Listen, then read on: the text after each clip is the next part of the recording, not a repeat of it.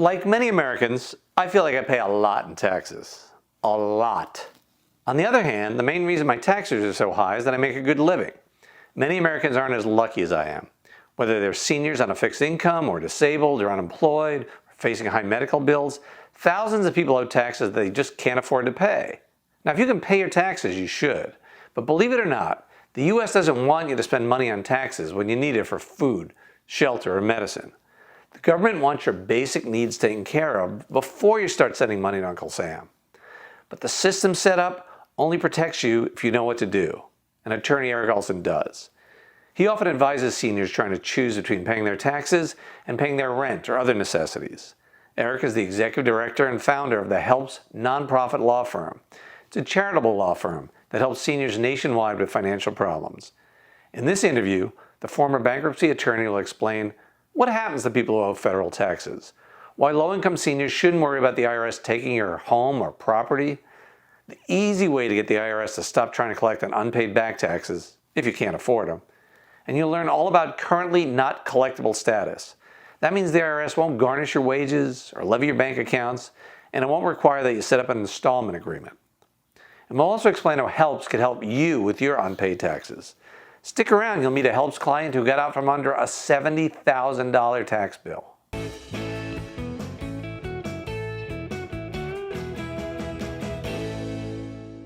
Hey, it's Jeff Hoyt, editor-in-chief of SeniorLiving.Org, and today I'm speaking with Eric Olsen. Eric's an attorney. He's the executive director of the Helps nonprofit law firm.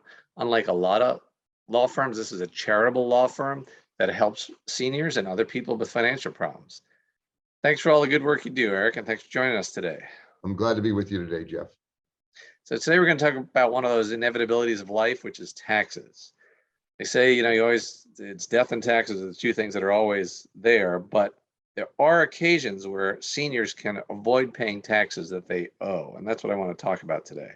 So you've got a senior who's got to decide between paying the IRS or buying groceries or paying their rent or other necessities of life. So you hear stories about bank accounts being garnished or property being taken away. Even some seniors worry about the IRS throwing them in jail. So what can happen to a senior who doesn't pay the IRS the taxes that they owe? There's two types of seniors that might owe taxes. There's seniors that maybe owe a lot of taxes, they're still working, they have big tax issues. And then there's seniors who are retired, receiving Social Security, maybe a modest pension, and they owe our IRS. Maybe it's not a whole lot of money. But for them, it's a lot of money, or it could be a lot of money. But they're on limited income, and they have difficulty paying these taxes, or they simply can't pay them. So that's what I think we should talk about is what can those seniors do if they find that they owe taxes to the IRS that they can't afford to pay? So I guess the first thing I'd say, there's nothing wrong with paying your taxes. We have an obligation as citizens to do that. But the law also provides, and rules also provide from the IRS, that if a person is lower income or poor and can't afford to pay taxes, there is a means by which they don't have to pay the taxes.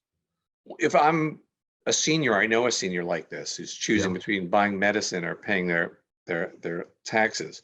What can they do in order to not pay the taxes? Let me tell you what's going to happen if they don't pay the taxes. First off, they need to remember that IRS is not going to call you on the phone. Okay, if you get a call from someone who says they're from the IRS on the phone, if you're a normal lower income senior, that is not the IRS. That's a scammer. Okay, IRS does not. But the IRS will send a lot of notices to you that look scary, big letters, warning, all this kind of stuff. So if you're a senior and you owe taxes, you eventually might get a notice from the IRS and that you can't pay and you don't pay. You might get a notice from the IRS that they intend to offset, or in other words, garnish 15% of your Social Security. It doesn't happen that often, but they do that. And also, it's possible the IRS could garnish a bank account. And can those measures be reversed? Yeah, that can be stopped. So what does a senior do if they owe taxes they can't pay? Okay, IRS has a program. It's called Currently Not Collectible status. Okay, and I'll explain. I can explain what that means.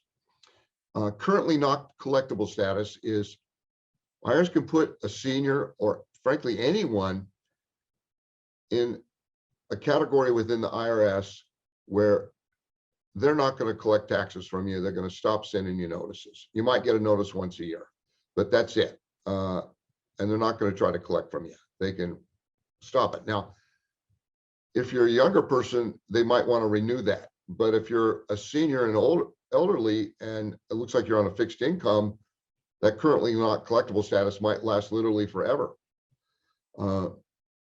So you want me to explain the basic requirements? Absolutely. Okay. If you have income within 200% of the poverty line, or close to that, okay, then you can qualify for currently not collectible status. Now, what is 200% of the poverty line? Okay, so this is 2021. Right now, the number is, it's right around $2,150 for a single person and about $2,900 for a couple. Now, Per month. Per month.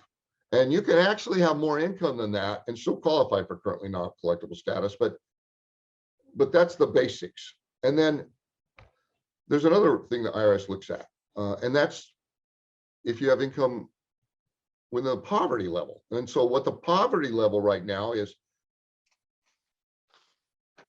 I think it's like $1,075 for a single person monthly income, or $1,450 for a couple single.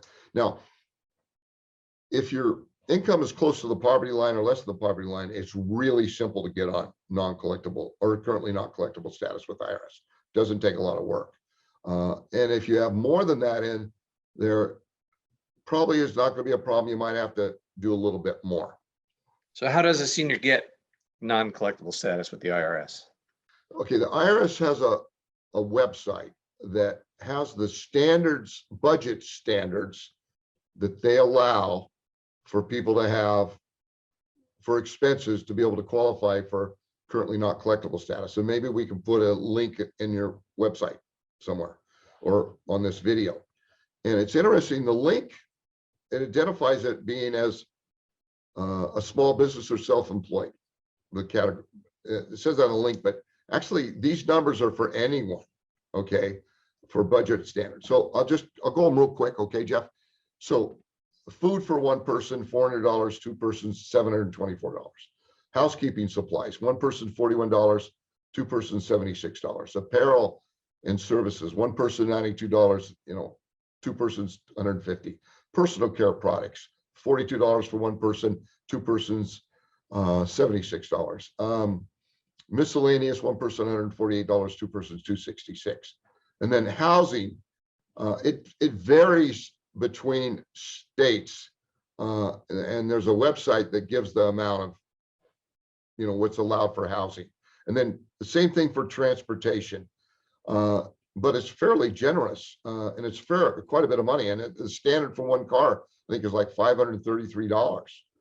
Then there's medical expenses, out of pocket. It's $68 for one person, $142 for two people. So a senior might have less expense in one category, more in another, but when you do a budget, you put in what your expenses are in these different categories, and it should add up to being equal to or more than what your income is in order to qualify for currently not collectible status. Now, sometimes seniors live on very meager amounts of money, but you don't have to do that. You're cutting back. You don't have, your budget does not have to show that you have money to pay your taxes. You don't have to go without basic needs so you can pay your taxes. In other words, you should use these guidelines the IRS gives as a guide to be able to show that you can qualify for currently not collectible status.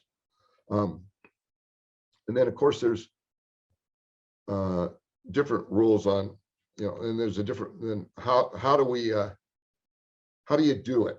So if you owe taxes, what do you do to get on currently not collectible status? Mechanically, physically, what do you need to do? It's not that difficult. So I'll explain, okay? Please. Okay, so you get a tax notice from the IRS, okay? And on the upper right-hand number, there's a phone number, and that's the number you call. But before you call that number, first off, you want to know what's my social security number, my name, what's my income. Okay, you got to know that. And then if you have income over the poverty line, or even if you're within the poverty line, it's a good idea to write out a budget, and you look at these IRS standards to find out what the maximum is, and then you add them up, and you want to make sure that your income is, that the expenses are equal to or more than what your income is. And then you want to have these numbers available to you right out in front. Now, you call that number in the upper right-hand notice that you get from the IRS. Now, some forms or some websites might say that if you have income over a certain amount, you have to fill out a certain form, 433F, I think, of what it is. No matter what the IRS website says or what these you might read on the internet, is IRS will take these numbers over the phone, okay? So if you've got them already in front of you, when you call the IRS, you call that number, I guarantee you're going to be on hold for at least an hour. You might be on hold for 2 hours. And then after 2 hours, they may hang up on you, okay? And so you have to call them again the next day, and maybe again the next day. But eventually you'll get through. Now, when you get through to the IRS, you're going to tell them your name and your social security number. And you're going to be really nice to them, because they're going to be nice to you. They know the law, and they know that if people qualify for currently not collectible status, they're going to get them on it. Okay, they're not like normal debt collectors, Jeff, where they hound you and lie to you and sometimes intimidate you. They're not that way. Now, I imagine there's an exception here or there, but mostly IRS agents are going to be pretty good about it, especially if you're closer to that poverty line or under it. So, I mean, it's going to go down really easy. So when you get them online, you say, I can't afford to pay my taxes. The IRS they'll know what you owe. They'll have it in front of them on a screen. And I can't afford to pay my taxes. I need to talk to you about qualifying for currently not collectible status. And then the IRS agent will ask you some questions, what your income is. And they may not even want your budget numbers. If your income is low enough, they won't even need them. But they might want your budget numbers. And if you can give them to them over the phone, you might be able to avoid having to fill out a form in writing. So if you're on close to poverty line, or if you give them the budget numbers, and they're gonna, after you do that, they're gonna say, okay, you qualify currently non-collectible status, and you're okay. You're not gonna pay the taxes. You don't have to worry about it. So it's hard to believe you can get someone on non-collectible status through just a phone call to the IRS. You've been able to do this with a lot of your clients? We've helped thousands of clients get on non-collectible, or currently non-collectible status. Yes, it's that easy. Would you like to meet with someone? I've got Siobhan from Florida that'd be happy to talk to you about how easy this was. If you want to meet a woman who avoided paying tens of thousands of dollars owed to the IRS with Eric's help, check out part 2 of this video here. We'll also cover how you could even get back money that the IRS has already taken. If you owe back taxes, you don't want to miss this.